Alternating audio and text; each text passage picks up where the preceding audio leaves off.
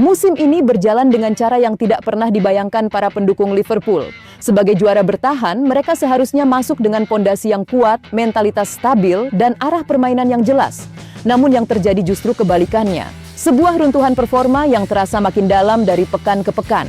Kekalahan 4-1 di Anfield dari PSV, meski bukan di Premier League, hanyalah kelanjutan dari pola yang sama, yaitu runtuhnya kepercayaan diri, hilangnya struktur permainan, dan akumulasi hasil buruk yang membuat mereka semakin jauh dari persaingan papan atas.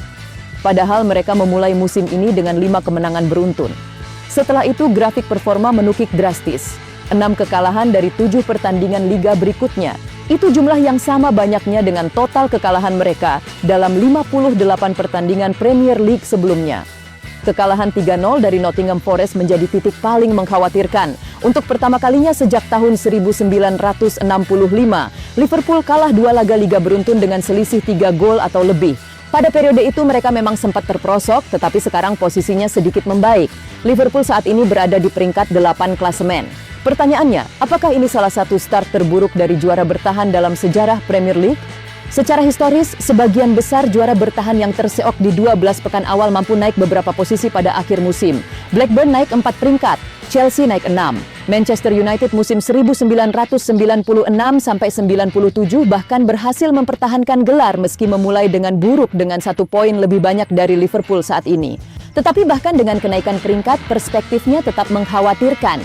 Pada momen ketika Liverpool sempat berada di posisi 12, sekalipun mereka naik 7 posisi sampai akhir musim, mereka hanya akan finish di peringkat kelima.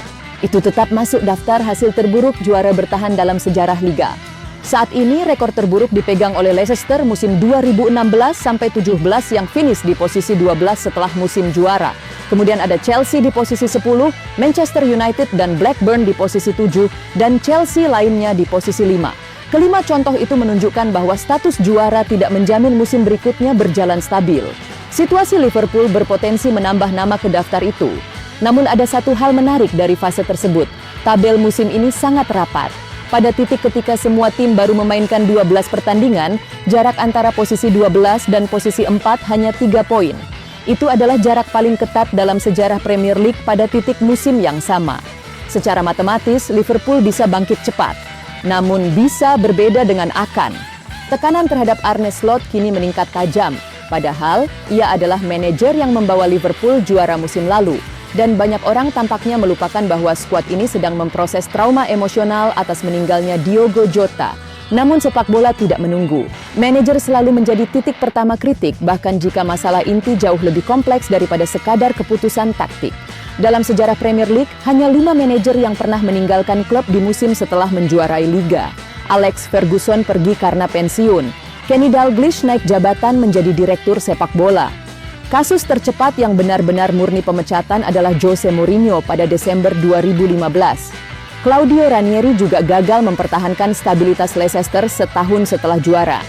Roberto Mancini pun mengalami hal sama di Manchester City. Dipecat setahun setelah membawa gelar pertama sejak tahun 1968. Jika Slot pergi sebelum April tahun depan, ia akan masuk ke daftar pendek ini. Sebuah daftar yang tidak ingin dimasuki oleh siapapun. Secara matematis, Liga masih terbuka. Namun secara statistik, performa Liverpool merosot tajam.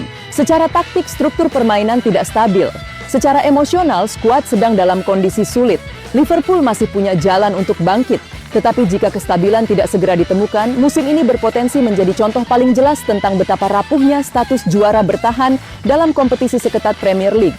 Dan jika tren ini berlanjut, mereka bukan hanya bagian dari sejarah buruk, melainkan menjadi studi kasus terbaru tentang bagaimana gelar musim lalu tidak menjamin apapun di musim berikutnya. Kalau lo suka analisis gaya begini, jangan lupa subscribe Bola Holistik, biar lo nggak ketinggalan pembahasan taktik dan data terbaru setiap minggunya.